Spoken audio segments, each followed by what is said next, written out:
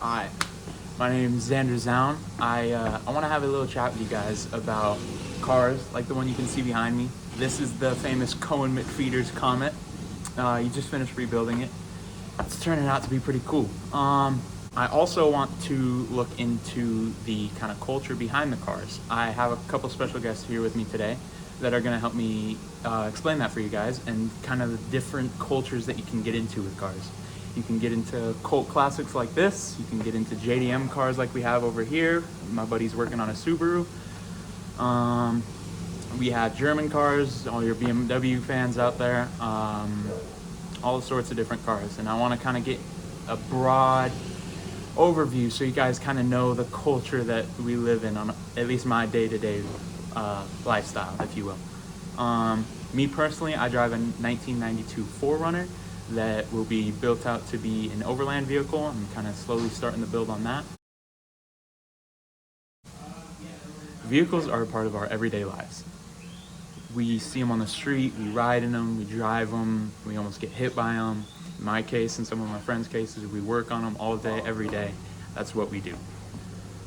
Me personally, I'm gonna go up to Wyoming here soon to become a mechanic and do specialty in metal work. So like roll cages, chassis fabrication, body panels, stuff like that.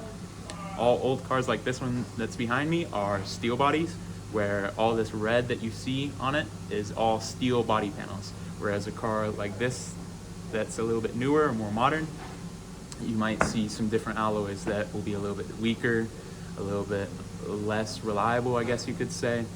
So I'm gonna go into that and be building like race car parts.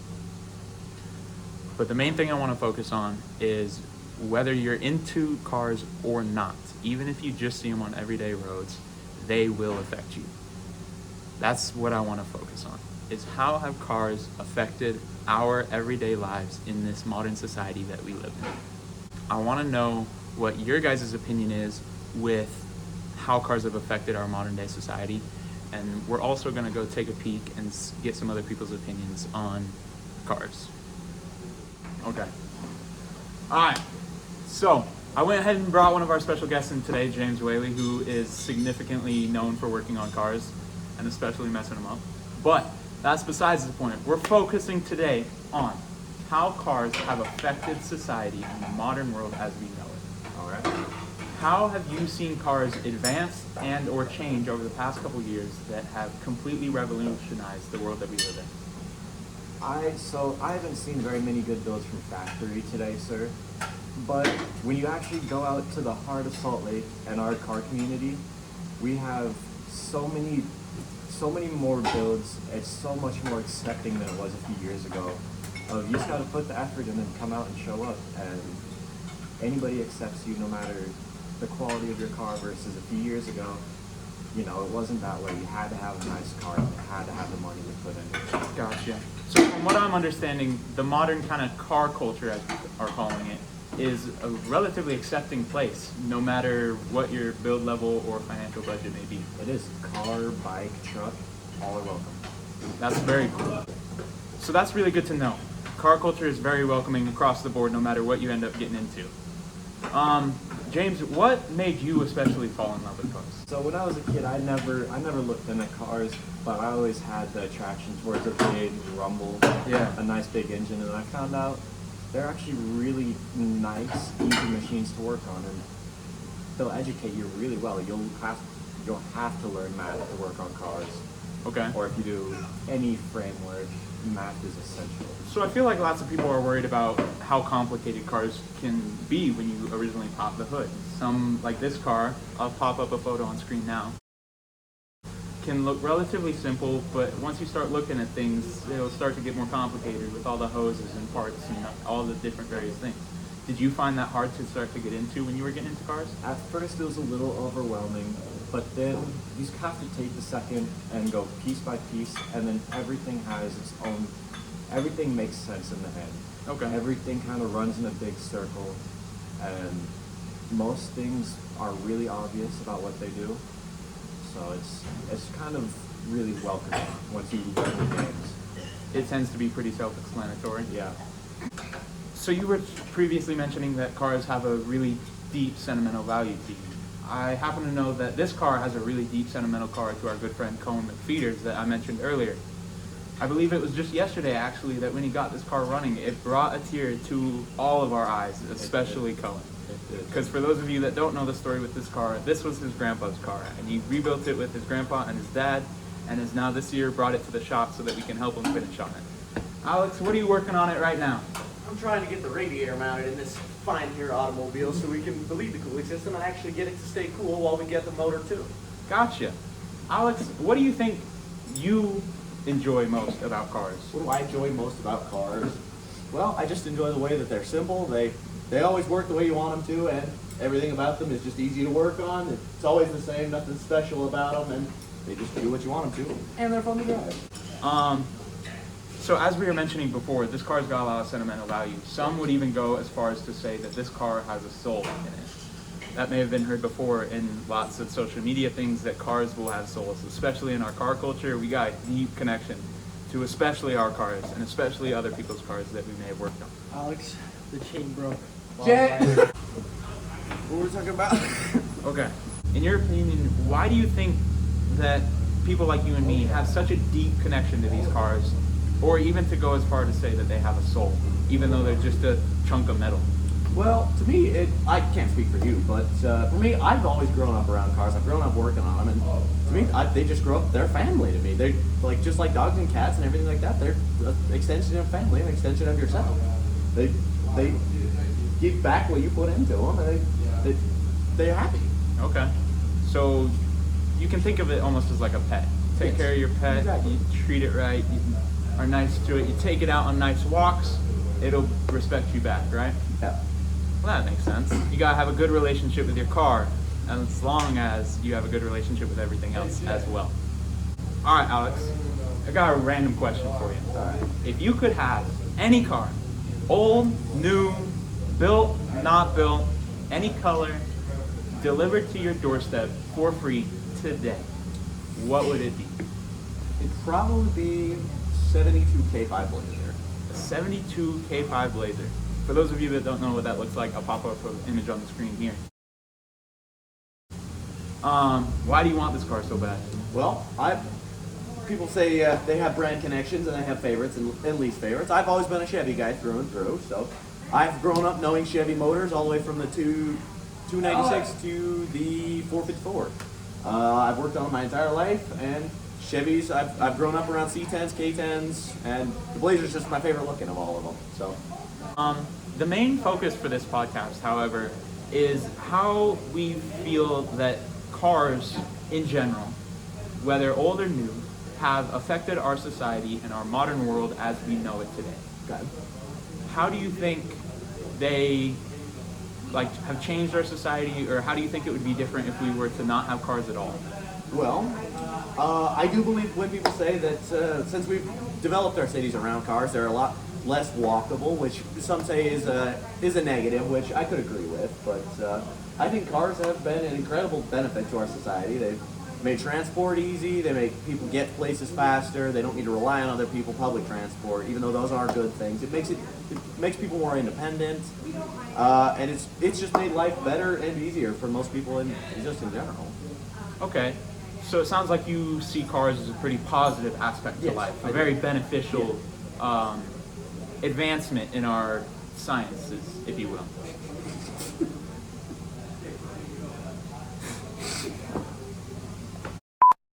The cool part of the podcast, the special guest, the owner, the one and only of the Comet that we've been talking about this whole time so far.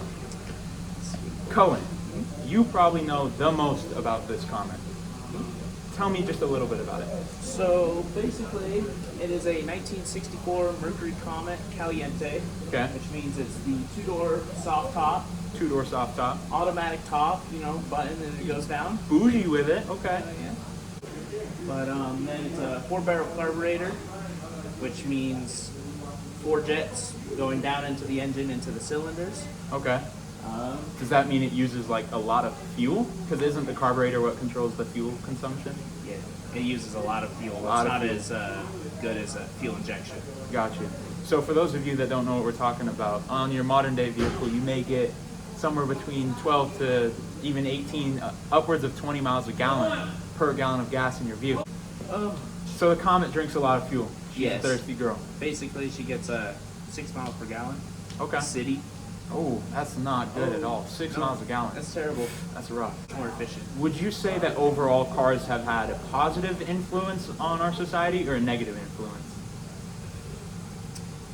I don't know. There's two sides to that because there's positive for being great transportation systems, but then there's also the negatives of people drunk driving and all that and getting in trouble.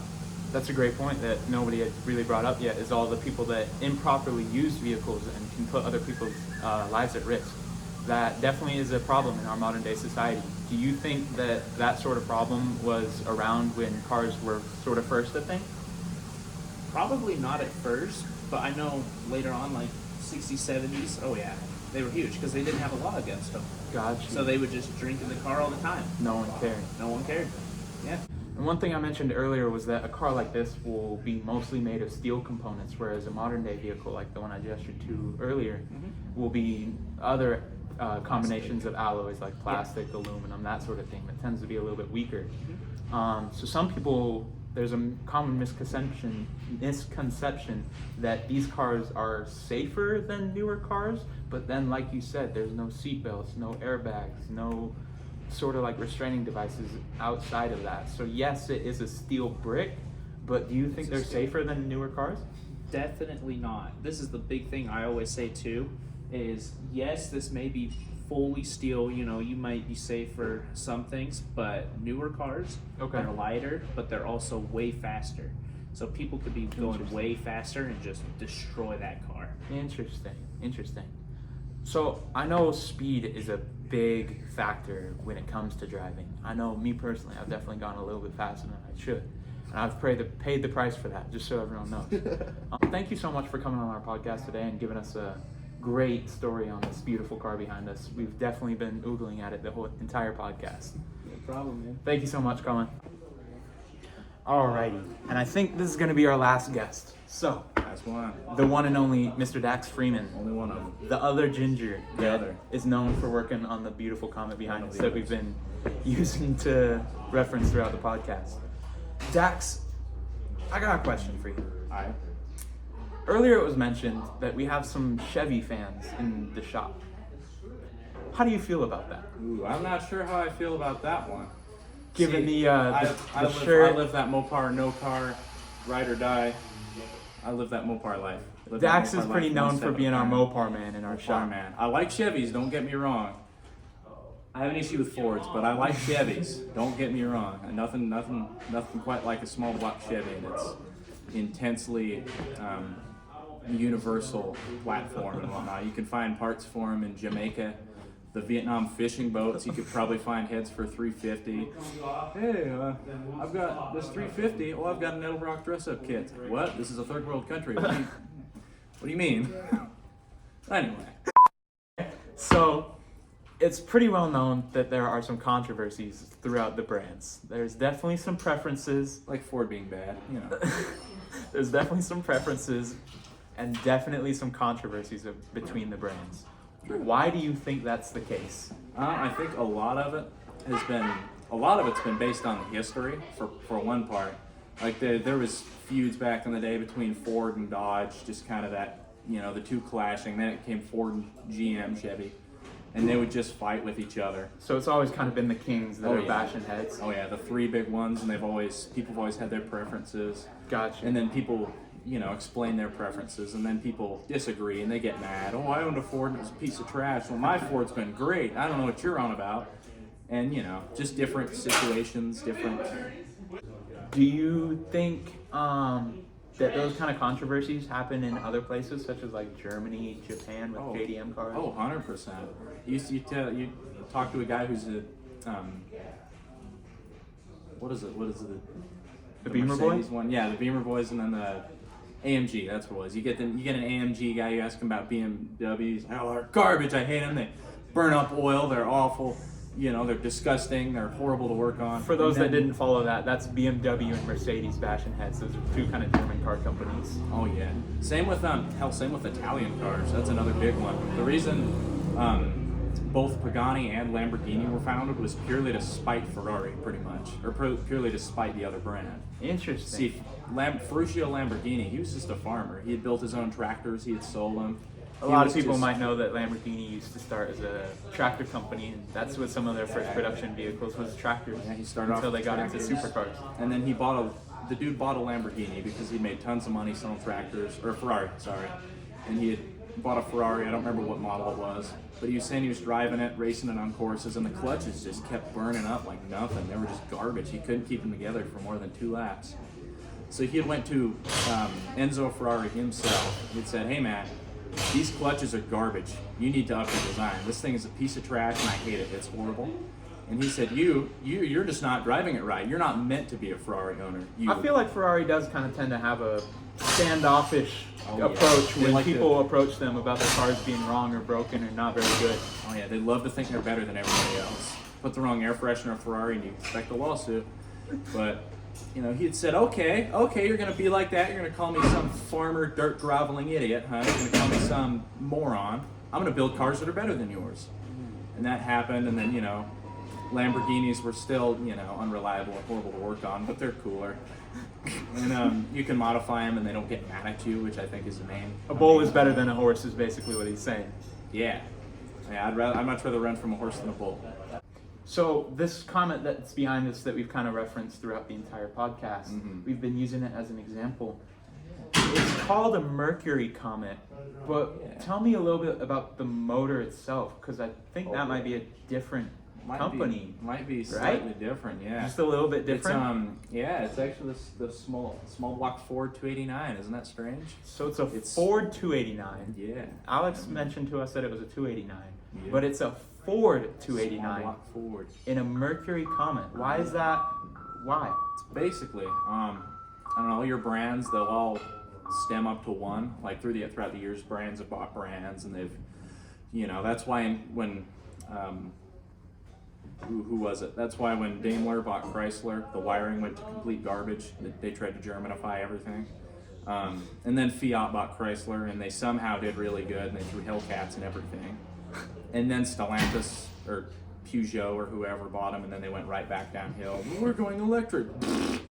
So we kind of have like stems off of the main king, is what I'm hearing, right? Oh yeah, you'll have your main one, and you'll have the branches off. Because there's been times where I'm working on like a BMW, and I'll pull off a brake pad, and it's a Audi S4 brake pad. Yep. Or the other day we were working on our buddy's Volkswagen Passat. Shout out Evan.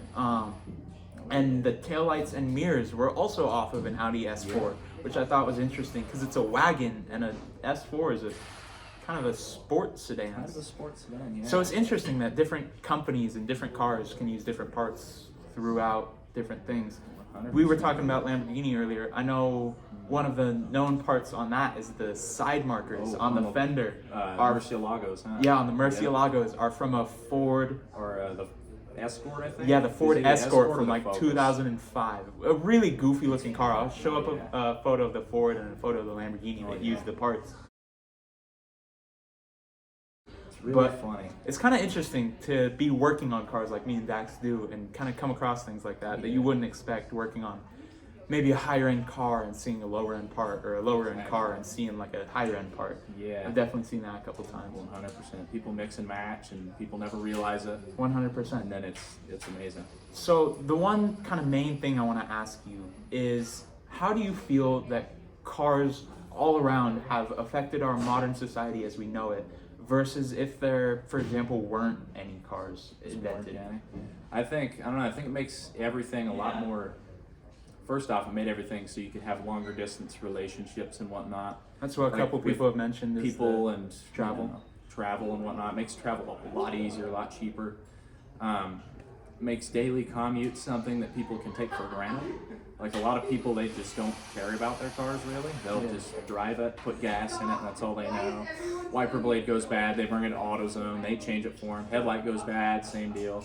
Because they don't, you know, they've never really delved into it. They've never thought about it. They've always seen it as, the thing that they use to go from place to place. They've never realized that there's a lot more to it than that. So earlier, me and Cohen and some of the other people were mentioning cars having souls kind of in our mind, and this car having a very sentimental soul to some of the people in this shop. 100%. Some people in our modern society don't see it as that. Exactly. Is what you're telling me? Yeah, there's a quote from Jeremy Clarkson actually. It was paraphrasing, but it was, many people see cars as 2 tons of glass, rubber, steel, and what have you. They don't see it as something. But us people, some people, us car people, we see it as something that has a soul. It's something that is alive. Like, for example, my van, I'll, talk smack about it, and then it'll leak coolant everywhere.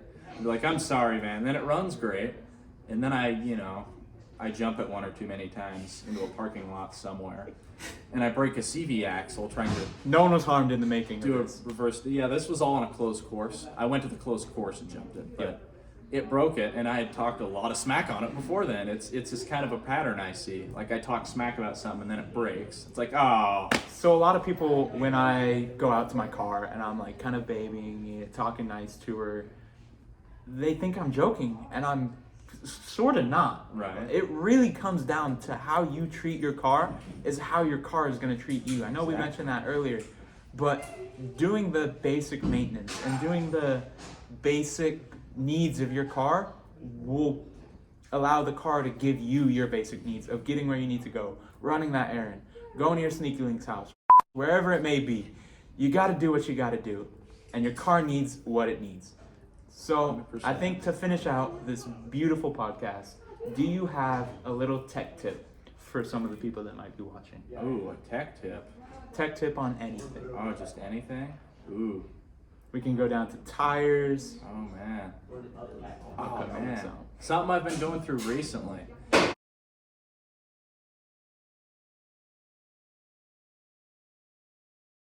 So make sure you do your research before you do your Do rebuilds. so much research when you're building an engine. I have put hours and hours and hours and hours of research. So I'm all still those- not done.